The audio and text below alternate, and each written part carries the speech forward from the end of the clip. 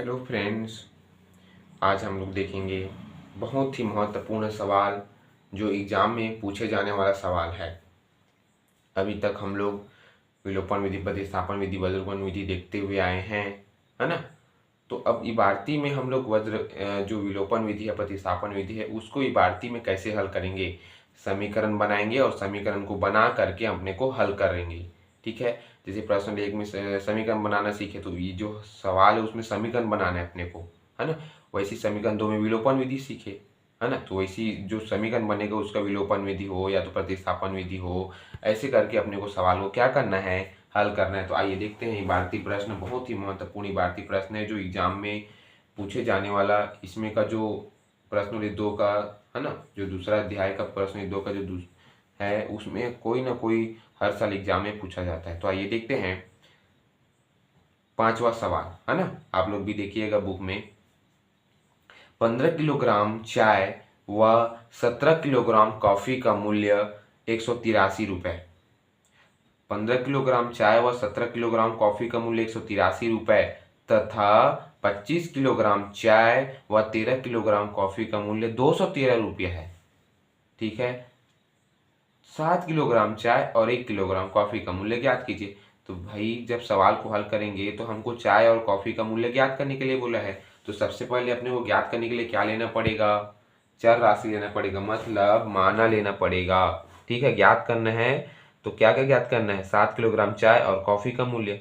तो सबसे पहले जब हम 1 किलोग्राम चाय और 1 किलोग्राम कॉफी का मूल्य का जब हम रेट निकाल पाएंगे एक्स और वाई का, तभी तो हम आगे जो सवाल पूछा उसका तो आंसर निकाल पाएंगे, है ना। तो आइए देखते हैं, सबसे पहले अपने को माना लेना पड़ेगा, है ना। तो माना लेंगे, क्या लेंगे, माना 1 किलोग्राम चाय का मूल्य,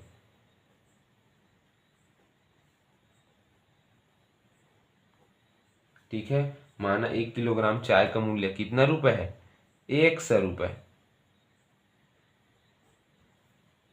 ठीक है, कितना रुपए, 1 किलोग्राम चाय का मूल्य 100 किलोग्राम मान लीजिए, सॉरी 100 किलोग्राम। समझ आया ना, मतलब जो चाय का मूल्य है वो 1 किलोग्राम मतलब 100 किलोग्राम। वैसी 1 किलोग्राम कॉफी का मूल्य क्या हो जाएगा, चाय और कॉफी का मूल्य हम पहले हमको क्या करना पड़ेगा, ज्ञात करना पड़ेगा। तो 1 किलोग्राम चाय का मूल्य 100 किलोग्राम, तो 1 किलोग्राम कॉफी का मूल्य y किलोग्राम। ठीक है, तो जब हम x और y का जब हम मान निकाल पाएंगे तभी हमारा जो 7 किलोग्राम चाय और 1 किलोग्राम कॉफी का मूल्य हमको पता चल जाएगा। तो आइए देखते हैं, है ना। माना 1 किलोग्राम चाय का मूल्य 100 किलोग्राम और 1 किलोग्राम कॉफी का मूल्य y किलोग्राम। अब अपने को समीकरण बनाना है और समीकरण बना के x और y का मान ज्ञात करना है, और जब x और y का मान ज्ञात कर लेंगे तब हमारा आंसर कंप्लीट हो जाएगा। तो देखते हैं प्रश्न अनुसार, है ना, प्रश्न से देखते हैं। अब आप लोग माना ले लिए, 1 किलोग्राम चाय लिए हैं जिसका 100 किलोग्राम है और 1 किलोग्राम कॉफी लिए हैं y किलोग्राम है। दोनों का मान हमको प्राप्त करना है सबसे पहले। तो प्रश्न अनुसार तो देखते हैं पहला समीकरण क्या बन रहा है, आप लोग खुद देखिए पहला समीकरण क्या बन रहा है। पहला समीकरण यह बन रहा है कि 15 किलोग्राम चाय व 17 किलोग्राम कॉफी का मूल्य 183 रुपये। यहाँ तक देखिए, तो 15 किलोग्राम चाय मतलब 1 किलोग्राम चाय का मूल्य क्या है, 100 किलोग्राम है। हाँ, तो 15 किलोग्राम का क्या हो जाएगा, तो 15 100 हो जाएगा ना, ये ठीक है, 15 100 हो जाएगा ना। 1 किलोग्राम चाय का मूल्य 100 किलोग्राम मतलब 15 किलोग्राम चाय का मूल्य क्या हो जाएगा, 15 100 धन 17 किलोग्राम कॉफी। ठीक है, 17 किलोग्राम कॉफी तो क्या हो जाएगा 17y। वैसे आगे देखते हैं 183 रुपये बराबर 183। समझ आया, समीकरण एक बना दीजिए और कुछ नहीं है सवाल। ठीक है, 15 किलोग्राम चाय व 17 किलोग्राम कॉफी का मूल्य 183 रुपये मतलब 15 100 धन 17y बराबर 183। समीकरण बनाना है अपने को। ठीक है, तो वैसी और 100 और y कहाँ से लिए, समझ आया ना। चाय का मूल्य 100 किलोग्राम, मतलब 100 लिए हैं 15 में देखिए, और वाई इसलिए लिए हैं क्योंकि 1 किलोग्राम कॉफी का मूल्य वाई किलोग्राम, तो 17 वाई। ठीक है ना, इसलिए जब 100 और वाई का मान ज्ञात करना, अब वो इसी दूसरा समीकरण बनाइए। 25 किलोग्राम चाय व 13 किलोग्राम कॉफी, मतलब 25 किलोग्राम चाय मतलब 15 25 100 धन क्या हो जाएगा, 25 100 धन 13 किलोग्राम कॉफी मतलब 13 वाई बराबर कॉफी का मूल्य 213 रुपये है, मतलब 213। बस इतनी हमारा दो समीकरण बन गए। एक यहाँ समीकरण बनी है, देखिए 15 किलोग्राम चाय व 17 किलोग्राम कॉफी का मूल्य 183 रुपये, तो 15 100 धन 17 वाई बराबर 183। 25 किलोग्राम चाय व 13 किलोग्राम कॉफी का मूल्य 213 रुपये, तो 25 किलोग्राम चाय धन 13 किलोग्राम कॉफी का मूल्य 213 रुपये, समीकरण 2। और देखिए 100 क्या है, चाय का मूल्य है, और वाई क्या है ना, वाई क्या है, वाई किलोग्राम क्या है, 1 किलोग्राम कॉफी का मूल्य है। ठीक है, अब इसी मान को विलोपन विधि से बना दीजिए, तो हमें 100 और वाई का मान प्राप्त हो जाएगा। तो 100 और वाई का मान प्राप्त हो जाएगा, तो इसको विलोपन विधि बनाने के लिए हम लोग क्या करते हैं, जो गुणांक रहता है, जो बाहर की जो संख्या रहती है उसको क्या करना रहता है, कटाना रहता है विलोपन विधि में। तो सबसे पहले हम लोग विलोपन विधि में क्या करते हैं, जो यहाँ जो गुणांक रहता है x के साथ, उसका हम समीकरण 1 और समीकरण 2 में क्या करते हैं, गुणा करते हैं। तो आइए देखते हैं, 25 का गुणा समीकरण 1 से करिए, और समीकरण 2 में का गुणा किससे करेंगे, 15 से। समझ आए, विलोपन विधि में इसी करते हैं, जो गुणांक रहता है सामने का उसको ऊपर नीचे में समीकरण 1 और 2 से गुणा करते हैं। जैसे समीकरण 1 है तो उसमें 15 दिया है गुणांक, तो समीकरण 2 से गुणा करिए, और जो 25 दिया है समीकरण 1 से गुणा करिए, है ना। तो गुणा करते हैं, चलो गुणा करेंगे तो क्या हमें मान प्राप्त होगा, 25 और 15 का गुणा करेंगे तो हो जाएगा 375x। ठीक है, धन है तो धन, और 25 और 17 वाई का गुणा करेंगे तो क्या हो जाएगा, 425 वाई। ठीक है, आप लोग भी गुणा करके देखना, बराबर है तो बराबर 183, और 25 से गुणा करेंगे तो कितना हो जाएगा, 45 75। ठीक है, आप लोग भी गुणा करके देखना, है ना। अब इसी 15 का गुणा यहाँ से करिए, तो 15 और 25 का गुणा करेंगे तो 375 100, धन है तो धन। 13 और 15 का गुणा करेंगे तो 195 वाई हो जाएगा, गुणा करके देख लीजिएगा, है ना। और 213 और 15 का गुणा करेंगे तो 3195 हो जाएगा। ये समझ आया ना। जब 25 से गुणा करें समीकरण 1 को तो 375 1 से धन 425 वाई बराबर 4575। वैसे 15 गुणा करें समीकरण 2 से तो 25 और 15 गुणा करें 375 1 से धन है तो धन। 13 और 15 गुणा करेंगे तो 195 वाई बराबर 213 और 15 गुणा करेंगे तो 3195। ठीक है, तो इस समीकरण 3 बना लीजिए और समीकरण 4 बना लीजिए, यहाँ पर लिख दीजिए। गुणा करने पर किसका किसका, 1 गुणा समीकरण 2 का, ये।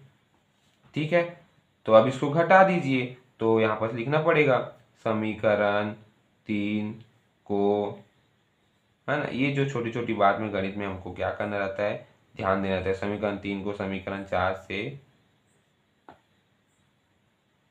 घटाने पर, सॉरी सॉरी सॉरी, समीकरण 4 है ना, समीकरण 3 है, समीकरण 3 को समीकरण 4 से घटाने पर।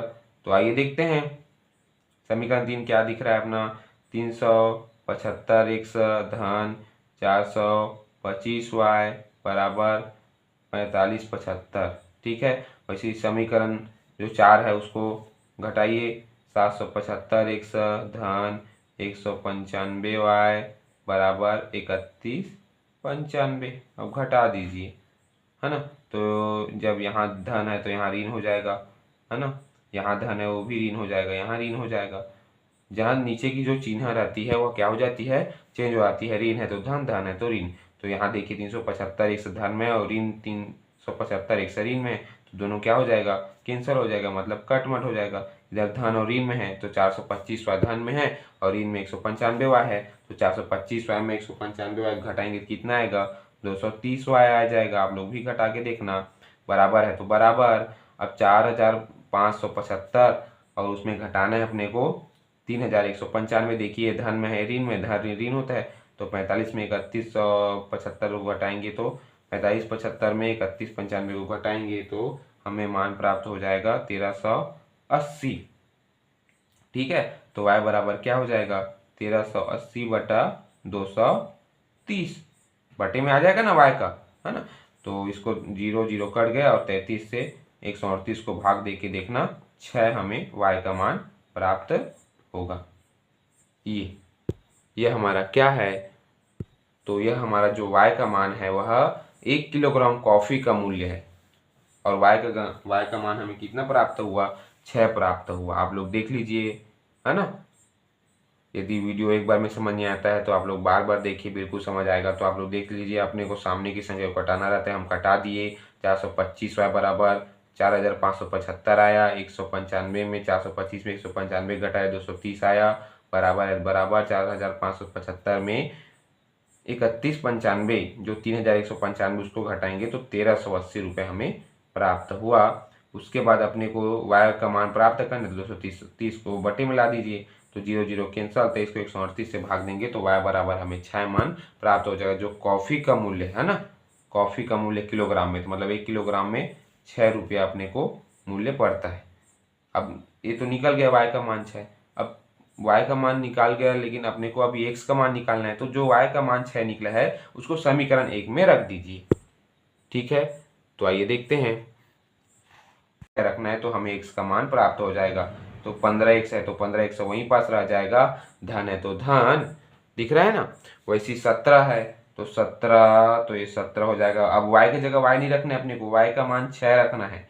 ठीक है, बराबर 183। ठीक है, 15 है तो 15x कर दीजिए, है ना। अब 17 और 6 को गुना करिए और इस साइड पक्षांतर कर दिए, बराबर 183। और 17 छक्के कितना होता है, 6 पंचे 6 सत्ते 42 का 2 हासिल आया 4, 6 एकम 4, 6 4 10, 102 हो रहा है। ठीक है, समझ आया ना। तो जब हम 17 और 6 गुना करेंगे तो 102 होगा, पक्षांतर कर देना, 183 में 102 घटाएंगे तो हमें कितना मान प्राप्त होगा। जब हम इसी 183 को 102 में घटाएंगे तो कितना मान प्राप्त होगा, हमें हो जाएगा 81 हो जाएगा, है ना। और इधर 15x हो जाएगा।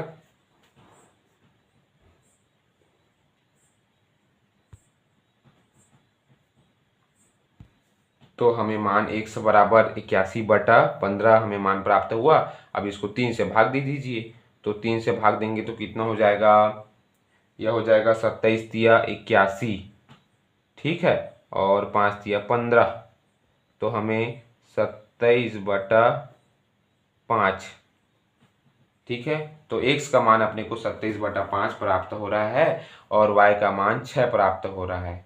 ठीक है, मतलब माना लिए थे ना 1 किलोग्राम चाय का मूल्य 200 रुपये है ना, 200 रुपये है ना। तो 1 किलोग्राम कॉफ़ी का मूल्य कितना है, y रुपये है, और उसका 100 रुपये है चाय का मूल्य। तो इसी मान को अपने को क्या रखना है, मान में रखना है। तो 100 और y का मान हमें प्राप्त हो गया और इसी मान को रखते हैं। तो अतः 7 किलोग्राम लेना है ना, 100 और y का मान प्राप्त हो गया, है ना। तो अतः 7 किलोग्राम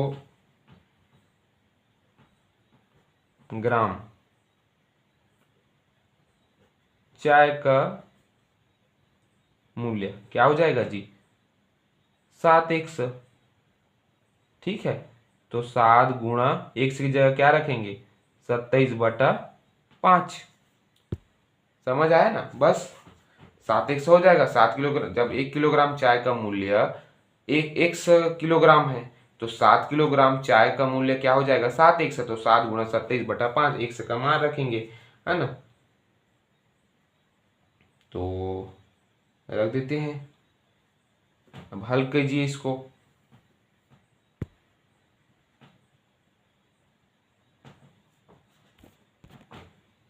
तो 7 किलोग्राम चाय का मूल्य 7x हुआ, तो 7 गुणा x का मान 27 बटा 5। अब इसको हल करेंगे, तो इसको हल करेंगे 7 और 27 से गुणा करेंगे तो ये हो जाएगा 189/5। तो 5 से 189 को भाग देंगे, कितना आएगा दीजिए, 5 दिया 15 का 5 हासिल, यहाँ 3 बचा, 3 इसमें चला जाएगा, तो ये हो जाएगा 5 सत्ते 35। ठीक है, 5 सत्ते 35 हो गया। तो कितना बचा यहाँ पर, 4 बचा है ना, दशमलव लगाएं, 0 बढ़ाएं, 5 अट्ठे 40। तो ये हमें क्या हो रहा है, मान प्राप्त हो रहा है 7 किलोग्राम चाय का मूल्य। अब इसी में सवाल क्या बोला है, ध्यान से देखिएगा। सवाल यह बोला है कि 1 किलोग्राम कॉफी का मूल्य भी ज्ञात कीजिए साथ में। तो 1 किलोग्राम कॉफी का मूल्य कैसे, तो इसी में धन 6 भी ऐड कर दीजिए, मतलब धन y, 7x धन y। एक जो x है वह क्या है, चाय का मूल्य है, और y क्या है, कॉफी का मूल्य। मतलब सवाल क्या बोला है, 7 किलोग्राम चाय का मूल्य और 1 किलोग्राम कॉफी का मूल्य ज्ञात कीजिए। मतलब यहीं से प्लस कर दीजिए, और यहीं से अपने को y का मान कितना है, 6 है। यहाँ y का मान क्या है, 6 है ना। अब इसमें 6 जोड़ दीजिए, 6 हो गया। अब इसमें 6 जोड़ेंगे तो हमारा 83.8 रुपये हमें क्या हो रहा है, प्राप्त हो रहा है। यही हमारा क्या है, आंसर है। ऐसा ठीक है, समझ आया ना। तो ये हमें उत्तर हमें प्राप्त हो गया।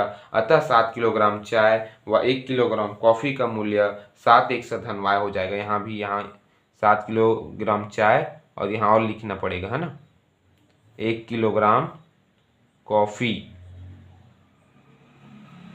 ऐसे ऐसे लिखना पड़ेगा, का मूल्य 7x धन y। ठीक है, तो 7x इसलिए क्योंकि 7 चाय का मूल्य है, और y इसलिए क्योंकि वो एक ही किलोग्राम का बात किया है। तो 1 किलोग्राम का बात किया, मतलब 1 ही किलोग्राम।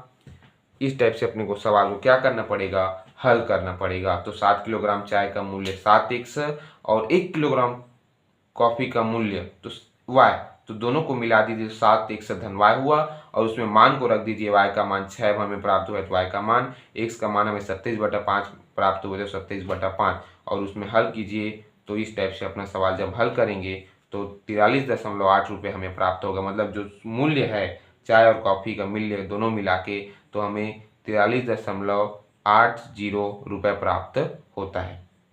ठीक है, क्रमांक 6, एक व्यक्ति के पास कुछ कबूतर व कुछ गायें हैं जिनकी आंखों की कुल संख्या 120 तथा पैरों की कुल संख्या 180। बताइए व्यक्ति के पास कितनी गायें व कितनी कबूतर है। समझ आया। मतलब इसमें अपने को गाय और कबूतर की जनसंख्या को अपने को ज्ञात करना है, जिसमें अपने को आंखों की कुल संख्या और पैरों की कुल संख्या दिया गया है।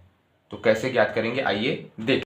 तो हम माना लेते हैं, है ना, जिसको हमको ज्ञात करना है उसको माना लेना पड़ेगा। तो हमको ज्ञात किससे करना है, व्यक्ति के पास कितनी गायें व कितनी कबूतर है, ये हमको जानना है। तो माना, है ना, माना गायों की,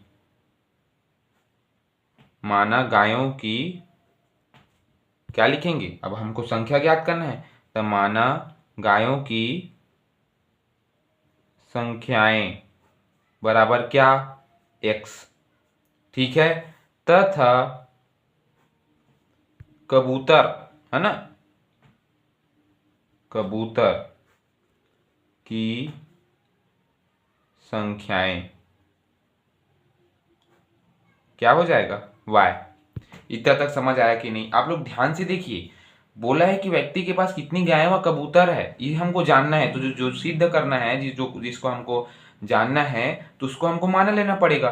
तो माना गायों की संख्या x है और कबूतर की संख्या y है।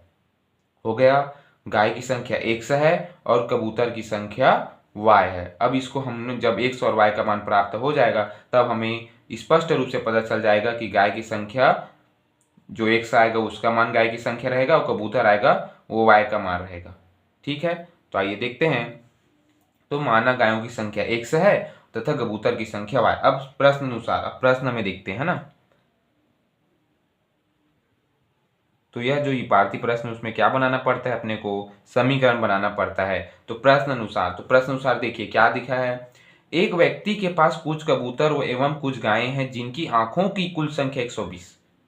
क्या समझ आ रहा है? जिनकी आंखों की कुल संख्या 120, मतलब गाय की आंख कितनी है और कबूतर की आंख कितनी है, मतलब क्या हो जाएगा, गाय की आंखें कितनी है तो 2 आंख रहती है, तो कितना हो जाएगा 2x, धन कबूतर की आंख कितनी रहती है 2, तो 2y बराबर 120।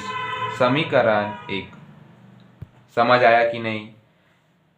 गायों की मतलब आंखों की कुल संख्या कितनी है ना, जिनकी आंखों की कुल संख्या 120 है, तो 120 है वो ठीक है, लेकिन किसकी किसकी, कबूतर और गाय दोनों की। मतलब जब गाय हम लोग संख्याएं 1 से लिए हैं तो 2 1 से हो जाएगा, है ना।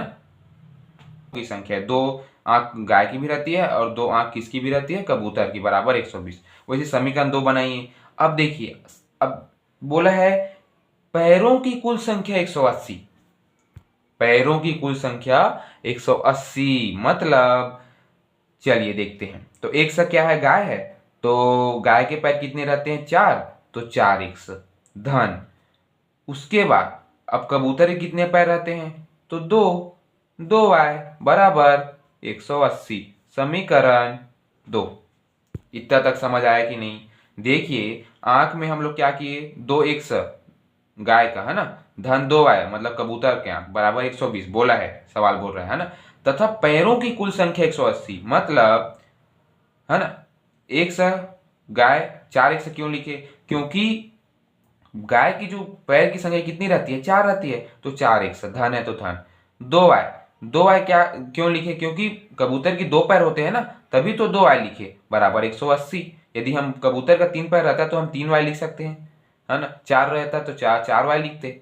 जो 2 पैर है कबूतर का 2y, और इसका गाय का पैर कितना है 4, तो 4x। वैसी दो आंख है तो दो आंख है, तो 2x धन 2y बराबर 120, वैसे 4x धन 2y बराबर 180। यह समीकरण हमें 1 और 2 प्राप्त हो गया। ठीक है, तो आप लोग की मन है कि इसको विलोपन विधि से बनाओगे या प्रतिस्थापन विधि से बनाओगे, जिसका मन। इसको हम अब देखिए यहां पर एक चीज अपने को महत्वपूर्ण दिख रहा है। क्या दिख रहा है? देखिए जो ये y है ना, वो कर सकता है, तो हमको कुछ विलोपन और कुछ प्रतिस्थापन की जरूरत नहीं है। समीकरण 1 और समीकरण 2 को घटाओ, x का मान आ जाएगा। यदि ये मान लो ये बराबर नहीं रहता, यहाँ देखिए ये तो बराबर नहीं है ना, तो विलोपन विधि भी बना सकते हैं, है ना। लेकिन यहाँ पर देखिए जब ये y और जो y वाला जो चर राशि है उसका मान जो एकदम सेम है, तो घटाएंगे तो कट जाएगा ना, इसलिए हमको विलोपन विधि को बनाने की जरूरत नहीं है। और विलोपन विधि बनाएंगे तब भी से आंसर उतना ही आएगा, तो इसलिए सीधा समीकरण 1 में समीकरण 2 को घटा देते हैं। मतलब समीकरण 2 में समीकरण 2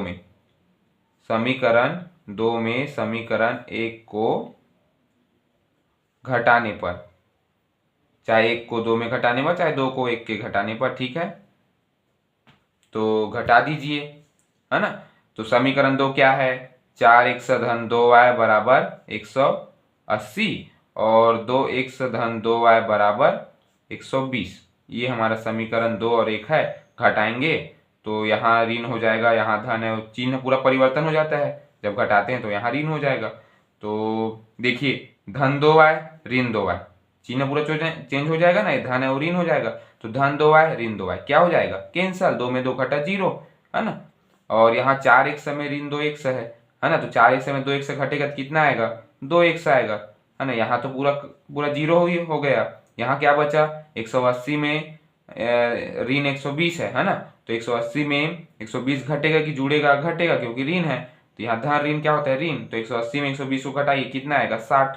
ठीक है, तो x बराबर क्या हो जाएगा 60/2, तो x बराबर हमें 30 मान प्राप्त हुआ। और जो x का मान है ये किसकी संख्या है बताइए आप लोग, x का मान किसकी संख्या है, x का मान गाय की संख्या है। मतलब कितने ठो गाय है, 30 ठो गाय है। अब कबूतर की संख्या निकालना है, तो समीकरण 1 में x का मान रख दीजिए, कबूतर का y का मान हमें प्राप्त हुआ, तो कबूतर की संख्या भी प्राप्त हो जाएगा।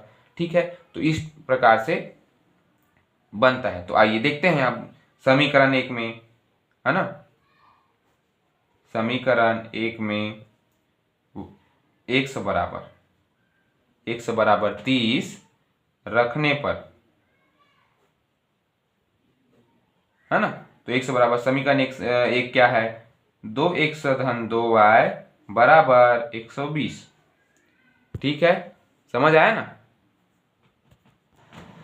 है ना। तो देखिए समीकरण एक में x का मान 30 रखने पर तो 2x धन 2y बराबर 120। तो जहां x है वहां पर 30 रख दीजिए, 2x है तो यहाँ गुणा के साथ में 30 रख दीजिए, धन 2y बराबर 120। समझ आ रहा है ना। उसके बाद ये क्या हो जाएगा, 30 और 2 को गुणा करेंगे 60 हो जाएगा, धन 2y बराबर 120। ठीक है ना। वैसे आगे हल 60 को पक्षांतर कर दीजिए, 2y वहीं पास रहेगा, अब 120 ऋण क्या हो जाएगा, 60 हो जाएगा। पक्षांतर करेंगे तो हो जाएगा ना, धन है और ऋण में हो जाएगा। तो क्या हो जाएगा, 2y बराबर क्या हो जाएगा, 120 में 60 घटेगा तो 2y बराबर 60 हो जाएगा ना। तो 2y बराबर 60 हो गया, तो y का मान कितना हो जाएगा, है ना। तो y का मान 60 बटा 2 हो जाएगा, है ना। y का मान कितना हो जाएगा, 60 बटा 2। तो 2y बराबर 60 है, तो y बराबर क्या हो जाएगा, 60 बटा 2। तो 2 में 60 को भाग देंगे तो y का मान हमें कितना प्राप्त होगा, y बराबर 30। तो ये हमारा y का मान 30 प्राप्त हो गया। ठीक है, मतलब अतः गायों की संख्या x है और कबूतर की संख्या y है, तो अतः गायों की संख्याएं x बराबर 30, मतलब कितनी ठो गाय है, 30 ठो गाय है, और कबूतर की भी जो संख्या y है वह भी 30 है, मतलब कबूतर की संख्याएं भी 30 है। ठीक है, एक बार और देखिएगा वीडियो को, है ना। माना गायों की संख्या 100 और कबूतर की संख्या y हमको ज्ञात करना है ना। प्रश्न में देखते हैं समीकरण बनाना है, तो समीकरण बनाना है तो 2x धन 2y बराबर 120 क्यों लिखे, क्योंकि आंखों की कुल संख्या 120, मतलब 2x धन 2y बराबर 120, मतलब कबूतर की भी 2 आंख, गाय की भी 2 आंख। वैसे 4x धन 2y बराबर 180 पैर, है ना। तो 4 पैर गाय के रहते हैं, 2 ठो पैर उसकी रहती है कबूतर की, इसलिए 4x धन 2y बराबर 180। तो समीकरण 2 में समीकरण 1 को घटाने पर, ठीक है, क्यों घटाएंगे, क्योंकि जब जो सवाल है वह हमको ऑटोमेटिक ये जो y वाला भाग है वो कट जाएगा दिख रहा है, तो क्यों हम विलोपन विधि बनाए, है ना। विलोपन विधि भी बना सकते हैं, तो विलोपन विधि बनाने के लिए थोड़े से फिर इसको गुणा करेंगे, फिर समीकरण 1 से समीकरण 2 को घटाएंगे, तो फिर x का मान आएगा आंसर विलोपन विधि में भी। लेकिन अपने को जो सरल लग रहा है उसको, मान लो यहाँ 2 रहता है ना, 2x धन यहाँ 2x और यहाँ भी 2x रहता है, तो गुणांक है ना सामने वाली, तो उसमें कट जाता, तो उसमें कोई विलोपन विधि नहीं लगेगा। अब यहाँ पर इसमें नहीं कटेगा, ये कट रहा है y वाला भाग चर राशि, तो उसको कटाना है तो सीधा यहाँ से घटा दीजिए, तो ये कट गया y वाला भाग, है ना। घटाएंगे तो ये चिन्ह क्या हो जाएगा, परिवर्तन हो जाएगा, तो 2y में ऋण 2y हो जाएगा, तो घटेगा तो 0 हो जाएगा। और यहाँ 4x में 2x घटेगा 2x, यहाँ 180 में 120 घटेगा 60, तो x बराबर क्या हो जाएगा, 60 बटा 2, इधर पक्षांतर हो आएगा भाग में तो 2 हो जाएगा, तो 60 बटा 2, तो x बराबर 30 हमें मान प्राप्त हो जाएगा। आगे देखते हैं, तो समीकरण एक समय, है ना, तो समीकरण 1 में x का मान x बराबर 3 रख दीजिए, है ना। तो रखते हैं 2x धन 2y बराबर 120, तो x का मान 30 रखे हैं, देख लीजिए, तो 30 दूना 60 हो गया, धन 2y है तो 2y, y का मान हमें ज्ञात करना है ना, पता नहीं है, 120 है तो 120, 60 को पक्षांतर कर दीजिए, पक्षांतर करते हैं तो धन है वो ऋण में आ जाता है, ऋण रहता तो धन, तो ऋण में आया, है ना। अब क्यों पक्षांतर किए, क्योंकि जो 2y है वह चर राशि के साथ जुड़ा हुआ है और जो 60 है वह अलग है, तो उसको इधर पक्षांतर कर दिए, 120 में 60 घटा दीजिए, 60 आया, तो इधर अब 2 को बटे में ला दीजिए, है ना, 2 को भाग में ला दीजिए ना, पक्षांतर करेंगे तो वह भाग में आ जाएगा, जो गुणा है वह, तो 60 बटा 2 हो जाएगा, y बराबर 60 बटा 2, और 2 को 60 से भाग दे दीजिए तो कितना आएगा, 30 आएगा, तो y बराबर 30 और x बराबर भी 30। अतः गायों की संख्या भी 30 है और कबूतर की संख्या भी 30 है, y बराबर, ये हमें अपना जो 6वां का प्रश्न है उसका हमें आंसर प्राप्त हो गया। ठीक है, 7वां प्रश्न, एक बार प्रश्न पढ़ते हैं। एक थैले में 50 पैसे एवं 25 पैसे के कुल 94 सिक्के हैं, कितने, 94, 50 पैसे के और 25 पैसे के। यदि थैले में कुल 29.5 रुपए है, तब बताइए कि थैले में 25 पैसे और 50 पैसे के सिक्कों की संख्या कितनी है। तो आप लोग को यह समझ आ जाना चाहिए कि इसमें 50 पैसे की संख्या की और 25 पैसे की संख्या को अपने को ज्ञात करना है। ठीक है, गाय की संख्या ज्ञात किए, कबूतर की संख्या ज्ञात किए, है ना। वैसे उधर भी हम लोग क्या ज्ञात किए, शक्कर की संख्या, कॉफी की मूल्य, चाय की मूल्य और कॉफी। वैसे यहाँ पर पैसों की, सिक्कों की संख्या ज्ञात करना है और सिद्ध करना है, 25 पैसे की और 50 पैसे की, जो बहुत ही सरल है। तो ऐसी जो इबारती प्रश्न है उसमें सबसे पहले अपने को समीकरण बनाना, यह जोड़ना घटाना नहीं है, इसमें सबसे पहले अपने को समीकरण बनाना है। तो समीकरण बनाकर ही जब हम सवाल को आगे बढ़ेंगे तो उसमें x और y का मान प्राप्त होगा और वही x और y का मान हमें सिक्कों की संख्या प्राप्त हो जाएगी। तो जो ज्ञात करना है उसको पहले लिख देते हैं माना करके। तो माना 25 पैसों की संख्या x है तथा 50 पैसों की संख्या y है। ठीक है, यही दोनों चीज याद करना है। तो 25 पैसों की संख्या x है और 50 पैसों की सिक्कों की संख्या y है। ठीक है, ये हो गया। अब आगे बढ़ते हैं। प्रश्न अनुसार x धन y बराबर 94 समीकरण 1 क्यों लिए? 50 पैसे एवं 25 पैसों की कुल 94 सिक्के हैं। ठीक है, 94 कुल संख्या है। तो x जो है 25 पैसों की संख्या x है प्लस 50 पैसों की संख्या y है बराबर 94। ठीक है, क्योंकि दोनों मिलाकर, तो दोनों मिलाकर है मतलब x धन y बराबर 94, समीकरण 1। आगे बढ़ते हैं। यदि थैले में कुल 29 दशमलव, है ना, मतलब 29.5 रुपए, मतलब 29 रुपए, है ना, तब बताइए कि थैले में 25 पैसे और 50 पैसे की सिक्कों की संख्या कितनी है, मतलब, है ना। समीकरण 1 तो बन गया x धन y बराबर 94। तो अब समीकरण 2 बनाना है अपने को, तभी तो हल कर पाएंगे ना। तो उसके लिए क्या होगा, देखिए 25/100 x और y को देखिए, है ना, मतलब जो है हमको पैसों, है ना, मतलब 100 पैसे में कितने रुपए होता है, 1 रुपए होता है ना। ठीक वही उसी प्रकार देखिए 100 पैसे मतलब 25/100 पैसे, है ना, वैसी 50 का 100 पैसे 29 रुपए, ऐसे बोला है सवाल।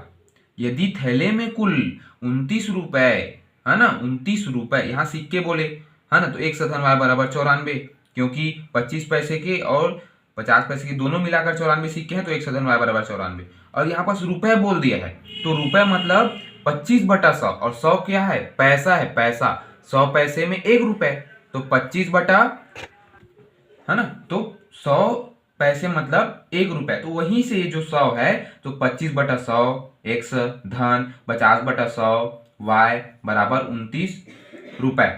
ठीक है, 29.5 पैसे, ऐसे 29 रुपए 5 पैसे। तो यह जो हुआ है इसमें अब हल करेंगे। ठीक है, समझ आया ना। ये 100 कहाँ से आया, वहीं से आया है 25x धन 50y और नीचे में 100 बटे में, और 100 वही है कि 1 रुपए बराबर 100 पैसे होते हैं, तो वहीं से, और ये 29.5 रुपए, यह अपना क्या है, रुपए है कुल। तो अब इसको हल करेंगे तो भाग देंगे, तो 25 से कम 25, 25/4 हो जाएगा, x है तो x, धन है तो धन, वैसे 50 से कम 50, और ये 2 से भाग देंगे तो 2, है ना, 50 से कम 50, 50 दूनी 100 हो जाएगा y। आगे बढ़ेंगे, यहाँ लघुत्तम निकालेंगे 4 और 2 का, है ना, 4 और 2 का लघुत्तम निकालेंगे तो 4 लघुत्तम होगा, और 4 और 4 से भाग देंगे तो 1 आएगा, 1 से गुना करेंगे तो 1 आ जाएगा, धन है तो धन, 2 से 4 को भाग देंगे 2 आएगा, 2 से यहाँ गुना करेंगे तो 2 हो जाएगा, बराबर 29.5 50 पैसे, है ना। आगे बढ़ते हैं, फिर यहाँ से x धन y वहीं पास है, 4 को यहाँ गुना कर दीजिए, इससे पक्षांतर होगा तो इधर, है ना, तो इधर जब भाग में हो इधर गुना में पक्षांतर हो जाएगा, तो इतना हो जाएगा 118 हो जाएगा। तो ये समीकरण 2 हमें प्राप्त हो गया। और समीकरण 2 में समीकरण 1 को घटा दीजिए तो y का मान हमें 24 प्राप्त होगा, और y का मान जो 24 है उसको समीकरण 1 में रख दीजिए तो हमें x का मान 70 प्राप्त हो जाएगा। मतलब 25 पैसे की सिक्कों की संख्या 70 है और 50 पैसों की सिक्कों की संख्या 24 है। ठीक है, तो आप लोग समीकरण 1 और समीकरण 2 को ध्यानपूर्वक अच्छे से समझने का प्रयास करिएगा। बाकी समीकरण 2 में समीकरण 1 को घटाना, y का मान 24 आ जाएगा, और उसको 24 आएगा, उसको समीकरण y का मान आया है उसको समीकरण 1 में रख देना y की जगह में, तो x का मान आ जाएगा और x का मान आ जाएगा, मतलब हमारा x और y मान प्राप्त हुआ। मतलब 25 पैसों की सिक्कों की संख्या 100 है, मतलब 100 का मान कितना है 70, तो 70, और 50 पैसों की सिक्कों की संख्या y बराबर 24, ऐसा। तो 25 पैसों की सिक्कों की संख्या 70 है और 50 पैसों की सिक्कों की संख्या 24 है। ठीक है, बाकी इधर आप लोग बना लीजिएगा समझ कर, है ना। समीकरण 2 में समीकरण 1 को घटाना, ठीक है, कटेगा 100, 2y में 1y घटेगा तो y बराबर इधर 118 में 94 घटाएंगे 24 आएगा। बाकी इस मान को रखना है। समीकरण 1 और 2 आप लोग अच्छा से देखिएगा, एक बार और बता देता हूं। 50 एवं 25 पैसों की कुल 94 सिक्के 94 है, तो 100 धन y बराबर 94, क्योंकि सिक्कों की संख्या 100 है और 50 पैसों की सिक्कों की संख्या y है, इसलिए 100 धन y बराबर 94। लेकिन यहीं पर रुपए वाला बात हुआ है। यदि थैले में कुल 29 रुपए है तो क्या हुआ, 25/100 100 धन 50/100 y बराबर 29.50 रुपए। ठीक है, तो यह जो है रुपए, इसलिए 1 रुपये बराबर 100 पैसे, इसलिए हम क्या किए हैं 25 पैसे और 50 पैसे से भाग दिए हैं, ताकि जो हमारा समीकरण है वह सही रूप में आ जाए। अब इसको लघुत्तम निकालें, लघुत्तम निकालने के बाद यहाँ 4 से गुणा किए 118 आया, 100 धन 2y बराबर 118, यहाँ 4 से गुना हुआ है 29 से। ठीक है, पक्षांतर करेंगे तो गुणा में आ जाएगा, बाकी वही पास है, तो समीकरण 2 बन गया।